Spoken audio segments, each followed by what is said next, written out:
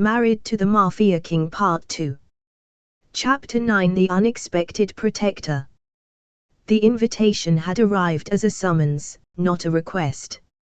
A private dinner at La Belle Étoile, the kind of Monaco restaurant where the crystal stemware was thin as air and a single table could cost more than a week's stay at a luxury hotel. The guest list was short: Maximiliano Conti, his newly minted wife, and 3 of the most influential men in his shipping and real estate empire. Elise dressed with precision that evening, an ivory silk dress with a delicate gold chain at the collarbone, hair swept into soft waves. She wasn't dressing for maximum. She was dressing for control. If she had to sit through a dinner with men who moved billions like chess pieces, she would do it on her terms. Max met her in the foyer of the penthouse, giving her a once-over that was both approving and unreadable. "You'll do more than turn heads tonight," he murmured, offering his arm. La Belle Étoile was everything its reputation promised: white-gloved waiters gliding across thick carpets, candlelight flickering in crystal sconces, the air filled with the quiet murmur of people who considered themselves untouchable. Their table sat in a secluded alcove overlooking the harbor, each place setting adorned with a single orchid. At first, the conversation was measured, polite: shipping routes, port expansions, luxury hotel acquisitions. Elise listened, smiled when necessary, contributed a harmless remark or two. But she noticed the way one man, Signor Bellanti, kept glancing at her as though appraising an unfamiliar piece of art. It happened between the second and third course. A waiter had just whisked away plates of seared sea bass when Bellanti leaned back in his chair, swirling his wine. His voice carried that oily confidence of someone who believed they could say anything without consequence. "So, Mrs. Conti," he began, "your father, Michael De Vries, isn't it? I recall reading about some unfortunate troubles he had. Something about failed ventures, bad debts. A shame, really." Elise's spine stiffened. She knew the tone, the false sympathy masking sharp edges. The man wasn't asking a question, he was throwing bait. Before she could decide whether to ignore it or lace a response with frost, Max spoke. "Careful, Bellanti." His voice was calm, but it landed with the weight of stone on water. Bellanti raised a brow, feigning innocence. "I meant no offense." "You implied incompetence," Max cut in, his gaze locked on the man's with quiet intensity. "Michael De Vries is family now. And I don't tolerate anyone questioning my family in my presence. Ever." The table went still. Even the hum of the restaurant beyond seemed to fade for a moment. Bellanti shifted in his seat, offering a thin smile. "Of course, Maximiliano. My apologies." Max didn't break eye contact until the man looked away, his false confidence shrinking like air from a punctured balloon. Only then did Max reach for his glass and sip his wine as though nothing had happened. Elise sat frozen for a beat, the sharp rush of adrenaline mingling with something warmer, something she didn't want to name. He hadn't just silenced an insult, he had claimed her, in the most public and unmistakable way possible. The rest of the dinner passed in smoother tones. Deals were discussed, plans outlined, laughter shared at stories that skirted the edges of legality. But every now and then, Elise felt Max's gaze drift toward her, a quiet check-in as if to make sure she was still at ease. Later, as they left the restaurant and stepped into the cool night air, she said softly, "You didn't have to do that." Max glanced down at her. "Yes," he said simply, "I did." And somehow, that was more dangerous than any threat she'd ever heard. Chapter 10: The Dance. The ballroom at the Hotel de Paris glowed like a jewel box. Crystal chandeliers rained light over marble floors polished to a mirror shine, their brilliance catching in the champagne glasses and the sequins of couture gowns. The annual Winter Roses charity ball was one of Monaco's crown events, and, from the murmurs that rippled through the crowd as they entered, Maximiliano Conti and his new bride were its main attraction. Elise felt the heat of every gaze. She wore a gown of midnight blue silk that clung like liquid, the back dipping scandalously low. A matching sapphire hairpin, the one Max had gifted her at the gala, glittered in the sweep of her dark hair. Max, in a classic black tuxedo, looked like every magazine's definition of dangerous elegance. They moved together through the room, his hand resting lightly at the small of her back as they greeted politicians, socialites, and magnates. Elise smiled perfectly, laughed at the right moments, and ignored the occasional too curious glance from women who had clearly once been on Max's arm. The evening flowed easily, until the orchestra began to play a familiar, sultry rhythm. A tango. Max turned to her, his expression unreadable except for the faintest spark in his eyes. "Dance with me." It wasn't a question. She hesitated, her pulse spiking. She had danced in public before, but never like this, never with a man whose presence seemed to take up all the air in the room. His hand found hers, warm and steady, and the next thing she knew they were on the dance floor, the crowd melting away into a blur of glittering faces.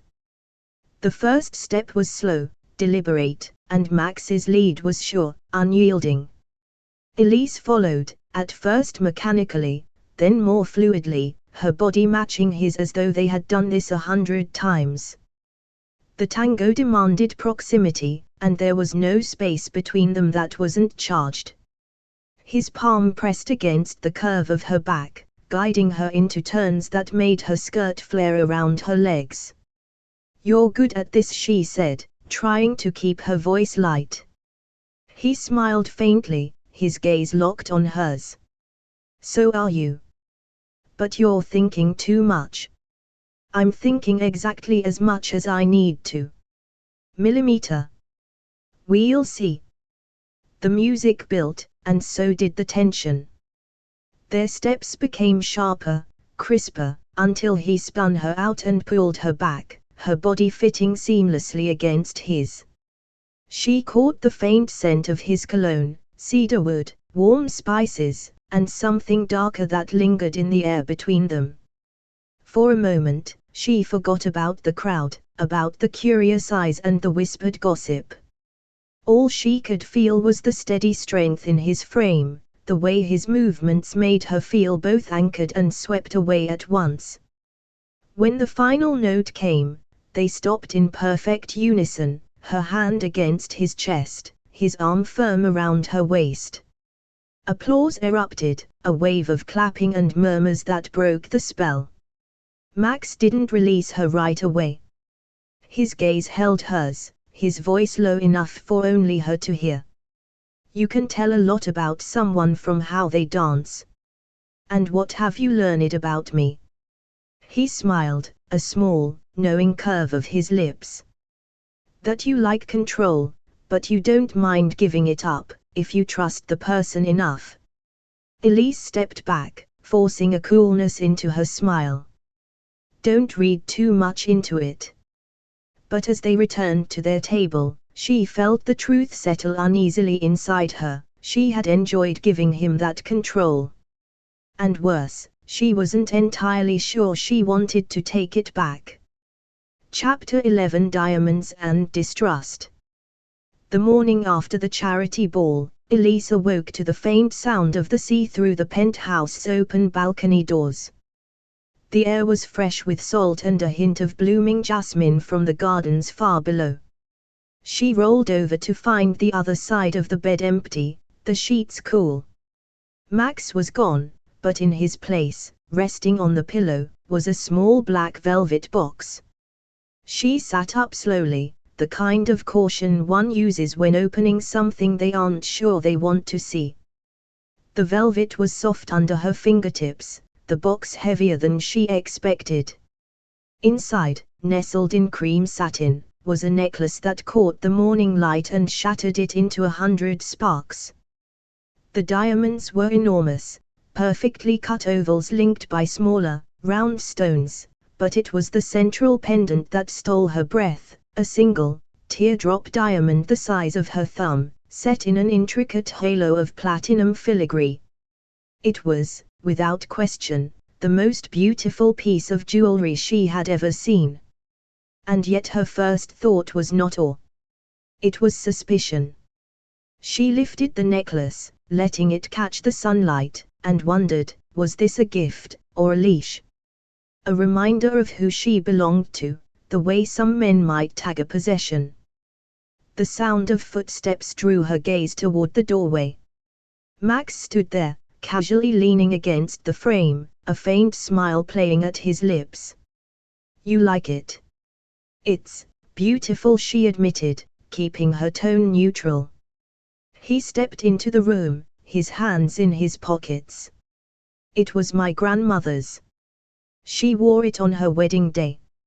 My mother after her. It's been in the family for almost a century." Elise blinked. That explained the old-world elegance of the design, and the weight of it in her hands. "Why give it to me?" His brow lifted slightly, as if the answer was obvious. "Because you're my wife." The word landed heavily between them. She hesitated, unsure how to respond. On one hand, the gesture could be genuine, a sign of trust, an intimate piece of his family's history. On the other, it could be symbolic in a way she didn't like. "Here, wear this, and remember your place." "Thank you," she said at last, but her voice carried an edge even she couldn't smooth out. Max studied her for a moment, his expression unreadable. "If you don't want it." "I didn't say that." She set the necklace back in the box carefully, almost too carefully, and closed the lid. "I just don't understand the timing." "Timing?" She met his gaze evenly. "Gifts like this, they're not without meaning." Something flickered in his eyes, disappointment, amusement. It was hard to tell. "Maybe you should stop looking for an angle in everything I do, Elise." Her pulse jumped at the way he said her name, not angry, but weighted. Before she could reply, he turned and left the room, leaving her with the box in her lap and a gnawing sense of uncertainty in her chest. She told herself it was safer this way, to question, to keep her guard up. And yet, as she fastened the necklace around her neck in front of the mirror, she couldn't deny the way it made her feel. Adorned. Claimed. And that was exactly what terrified her. Chapter 12: An Almost Confession. The day began with no warning. Elise. Max called from the living room, his voice carrying over the soft hum of the espresso machine. "We're leaving in 20 minutes. Dress warmly." She appeared in the doorway a few moments later, still in her robe, one brow arched. "That's all the information I get." "That's all you need," he replied, a hint of a smile in his voice. "Trust me." 2 words she wasn't sure she could obey, "trust me." And yet, half an hour later, she found herself stepping onto the private helipad on the roof of the Conti corporate tower.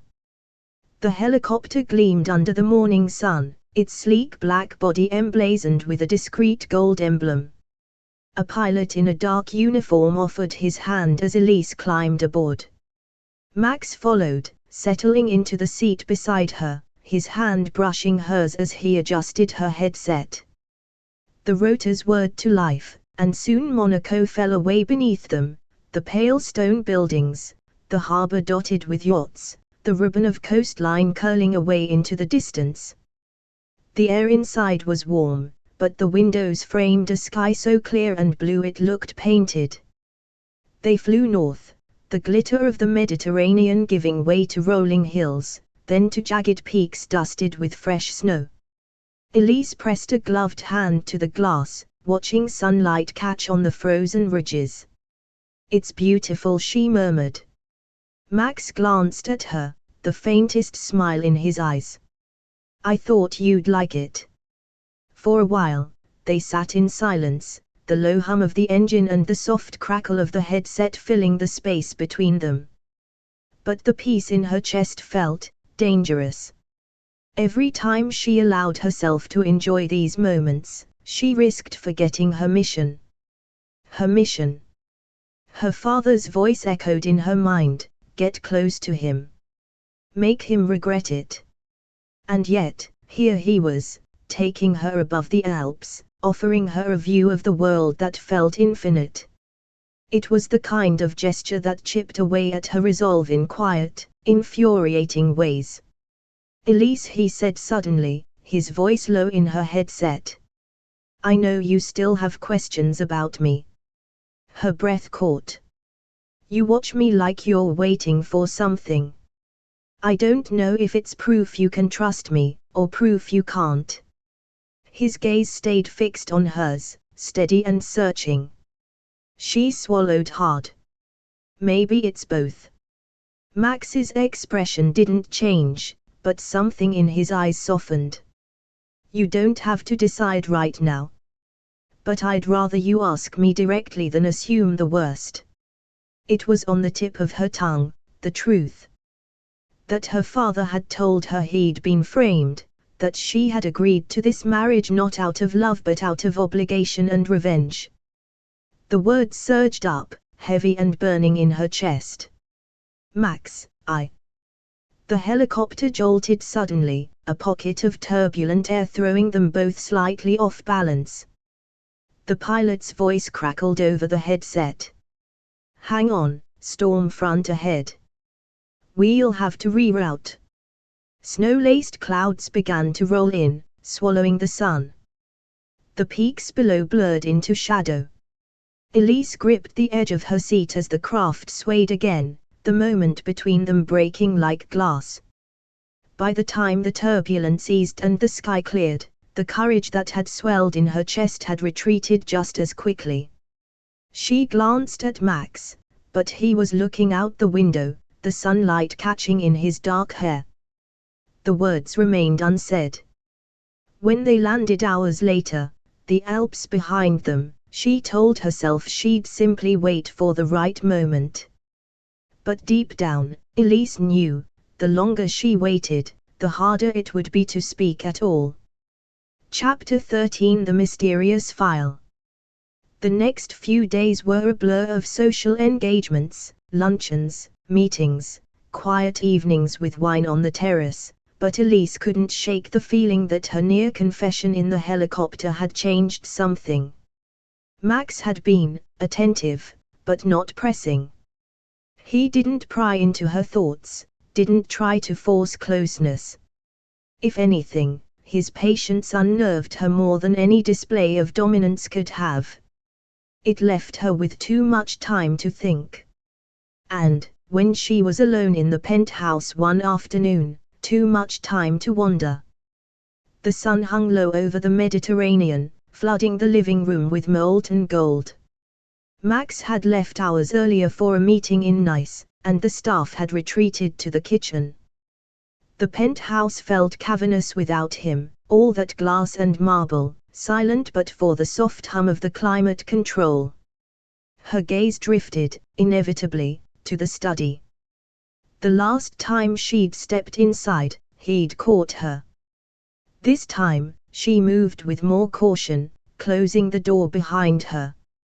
The room smelled faintly of cedar and leather, the scent more pronounced without his presence.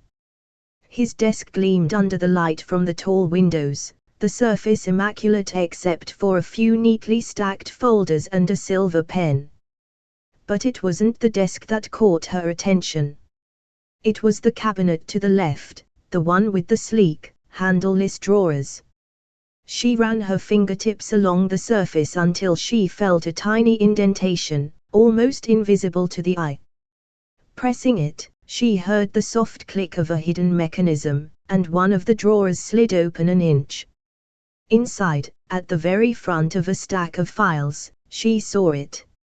A folder marked in bold, black print, Michael De Vries. Her heart lurched. For a moment, she simply stared, her fingers hovering just above the label.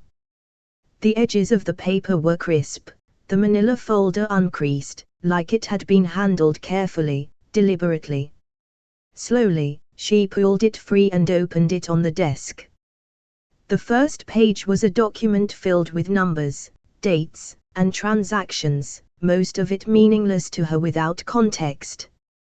Flipping further, she found what looked like contracts, photographs of buildings, and typed correspondence. Some of the letters bore her father's signature. Others bore names she didn't recognize. But what struck her most was the meticulous order of it all. Nothing in the file suggested chaos or recklessness. It was precise. Calculated. Her mind began to race. Why would Max keep such a file?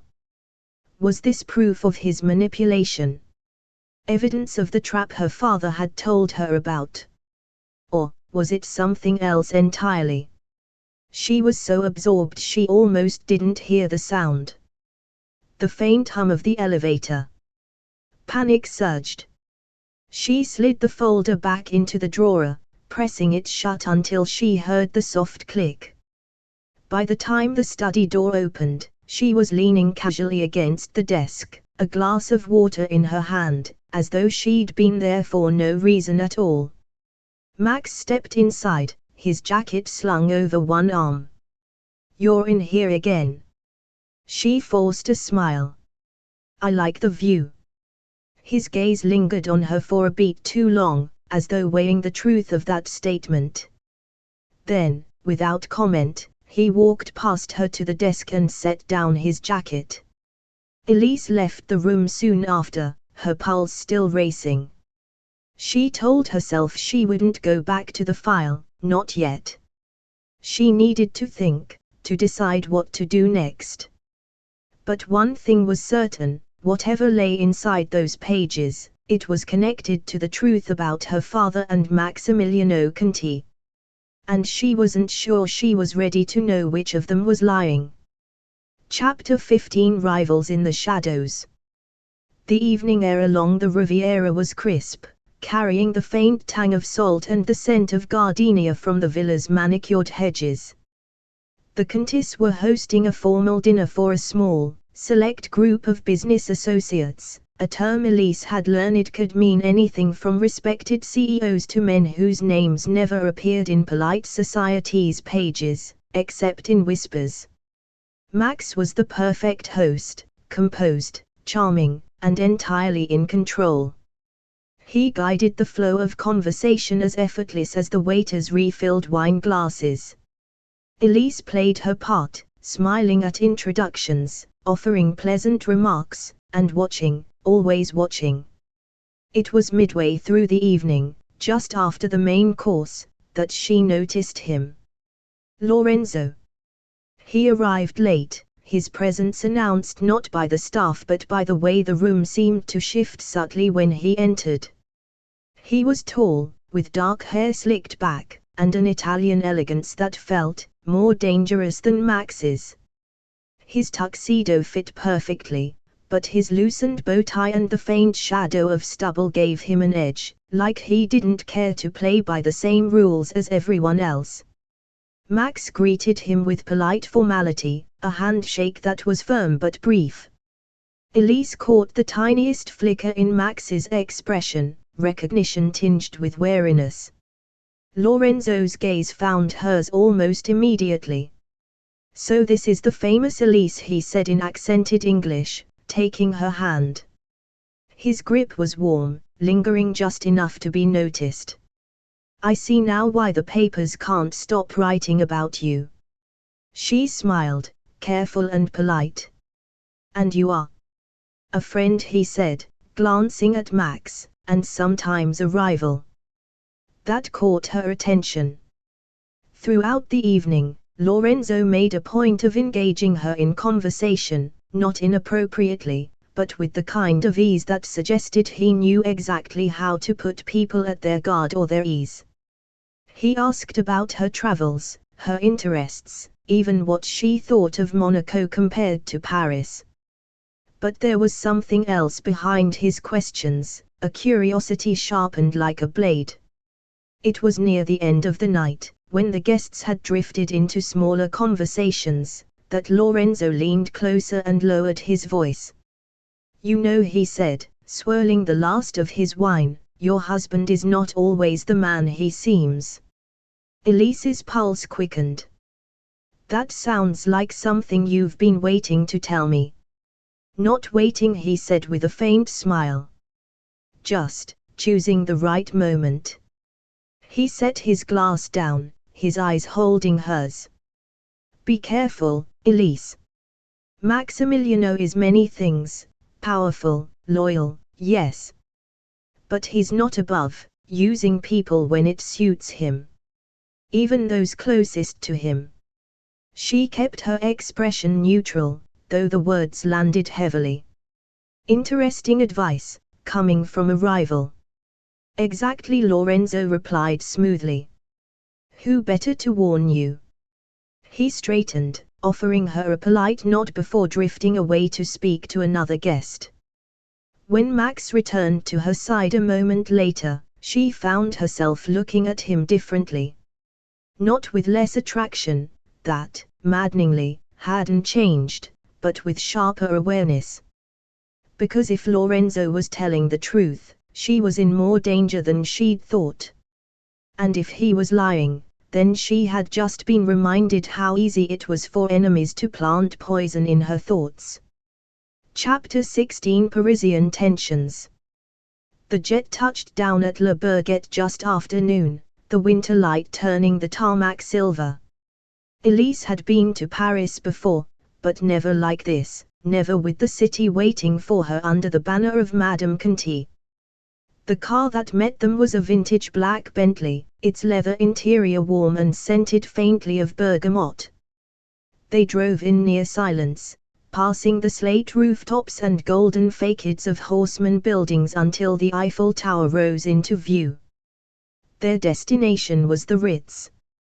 Not just a suite, but the suite, the one with a private terrace overlooking Place Vendôme, a marble fireplace, and silk curtains that swayed like whispers in the draught. A silver bucket of champagne waited on a low table, 2 crystal flutes already set beside it. "Do you ever travel without making a scene?" Elise asked, stepping onto the balcony to take in the view. Max joined her, leaning against the balustrade with the ease of someone perfectly at home above the rest of the world. "Not if I can help it." The trip had been planned for an exclusive auction, rare jewelry, artworks, and antiques. That evening, they entered the auction house on Rue du Faubourg Saint-Honoré under the gaze of every camera in the room. Max was all understated power in his midnight suit. Elise wore a sleek black gown with a low back, the Conti sapphire hairpin catching the light with each movement. Inside, the atmosphere was electric, a quiet, competitive tension among the bidders.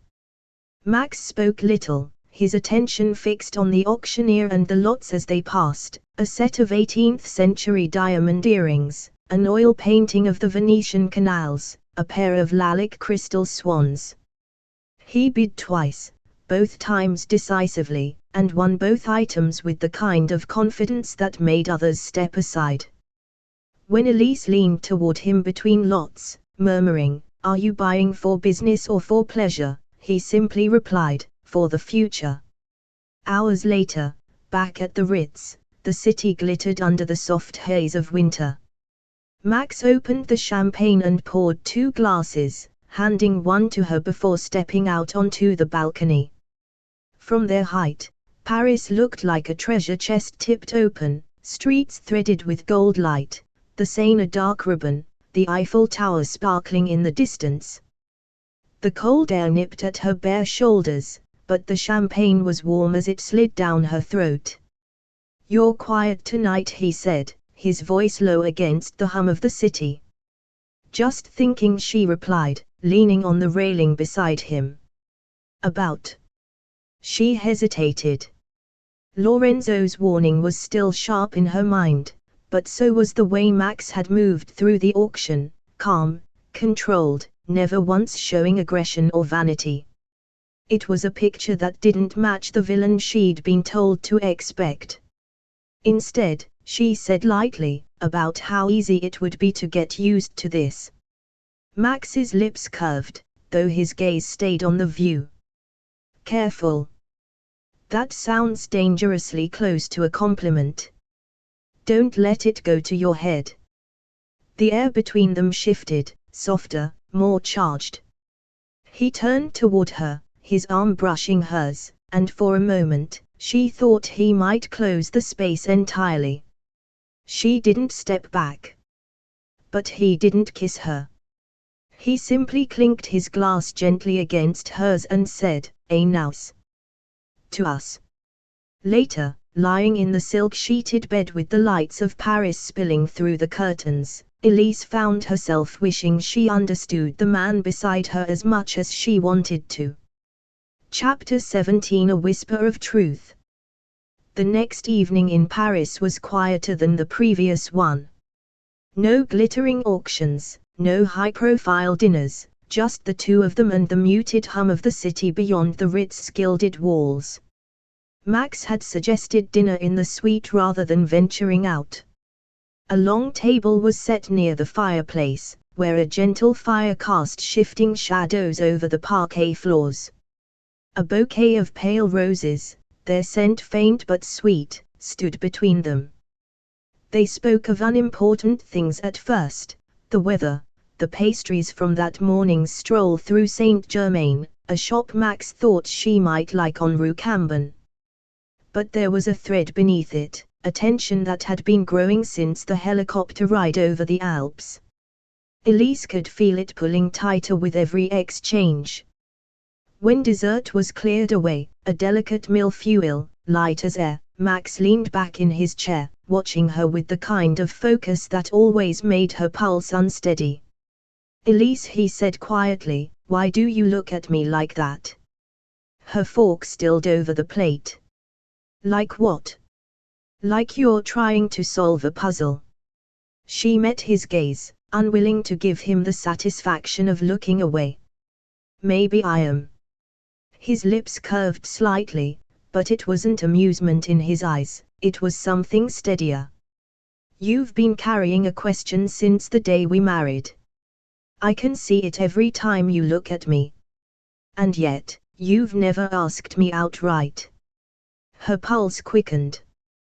"What makes you think I haven't already figured you out?" "Because," he said, leaning forward, "you don't trust me." "Not yet." "But you want to." The words landed with such precision she almost forgot to breathe. She wanted to deny them, but the truth in them burned. "You're very sure of yourself," she said finally, her voice cool. "No," he replied, shaking his head slightly, "I'm sure of you. You're careful. You want proof before you commit to anything, even to believing someone." His gaze held hers, unwavering. "I'm not going to give you speeches, Elise. I'm not going to try to convince you of who I am. I'll wait until you see it for yourself." The simplicity of it unsettled her more than any declaration could have. He wasn't trying to win her over with grand gestures or clever arguments. He was offering patience. And that was dangerous in its own way, because patience could wear down even the strongest walls. She searched his face, looking for the hook, the angle, the manipulation, but all she saw was a man who meant exactly what he said. Or at least was skilled enough to make her believe it. Max didn't press her further. He stood, walked around the table, and brushed a kiss against her cheek, just a whisper of touch, before moving toward the fireplace. Paris is better at night, he said, almost casually. Come see. She followed him to the window, where the city glittered below them like spilled jewels. He stood beside her, silent, not touching her, simply letting the moment breathe. And that was the most disarming thing of all. Chapter 18. Cracks in the story. They returned to Monaco on a pale winter morning, the sky washed in a soft, muted gold that made the harbor glitter as though it were scattered with coins. Elise had expected the comfort of familiar surroundings to settle her thoughts after Paris. Instead, it only seemed to amplify the noise in her mind. She found herself replaying conversations, not with Max, but with her father. The hurried explanations, the clipped justifications, the insistence that Maximiliano had set him up. The more she thought about it, the more certain details refused to align. It began innocently enough, over coffee in the sunlit kitchen. Max was in his study, the glass door closed, speaking in that low, measured tone he used for business calls. Elise sipped her cappuccino and idly scrolled through her phone, until she saw it. An article buried deep in a news site's archives. A 5-year-old piece on a failed luxury development project in Spain. The name jumped out at her immediately, Michael De Vries. She skimmed the piece quickly, her brow furrowing. The article claimed the project had collapsed due to financial mismanagement and unfulfilled contractual obligations, leading to multiple investors pulling out. Nowhere in the piece was Max's name. In fact, the only reference to the Contis was a single line noting they had declined to participate in the venture. But her father had sworn the Spanish deal had been one of Max's traps. That it was the start of his supposed campaign to ruin him. She set her phone down, her coffee suddenly bitter in her mouth. Later that day, she decided to probe gently. She called her father under the pretense of catching up, their conversation light until she brought up the project in Spain. Ah, that Michael said with a dismissive chuckle. Messy business. Max was all over it in the shadows. Don't believe what the papers say. But if he didn't invest, Elise let the question hang. He had ways of influencing things, Michael replied quickly, the edge in his voice sharper now. Deals like that don't collapse on their own. It was the on their own that caught her. Because the article had been clear, the collapse had been financial, internal, and entirely tied to her father's own partners. She didn't press further, but she felt the faintest crack splinter through the solid wall of loyalty she'd built to him. That night at dinner, Max mentioned the Spanish project without her prompting. You know, he said, buttering a piece of bread, I was approached to invest in that deal years ago. I turned it down. Too many moving parts. Too much risk. She studied his face for any hint of deceit. And you never regretted it? Not for a second, he said simply. The ones who went in lost millions. I try to avoid disasters when I can. No elaborate defense. No denial so fervent it felt rehearsed. Just a calm, matter-of-fact statement. And it was precisely that simplicity that lodged itself in her mind. Lying in bed later, Elise stared at the darkened ceiling. It was a dangerous thing, realizing she might have been wrong, not only about the Spanish deal, but about the man she'd married. Because if her father had been less than truthful about one piece of the story, what else had he left out? The loyalty she'd clung to all these weeks began to feel less like a shield, and more like a chain. That's the end of this part, but trust me, the next one is even more thrilling. We drop fresh episodes every day, so don't miss out. Like, subscribe, and stay tuned, you won't want to miss what's coming next. Because every broken heart deserves a comeback. If this story touched you, don't forget to subscribe for more emotional romance every week. Hit like, drop a comment, and ring the bell so you never miss a moment of romance, redemption, and powerful love. And don't keep the drama to yourself, share this story with someone who lives for twists just like you. Thanks for listening, and remember, sometimes the best comeback is becoming unforgettable.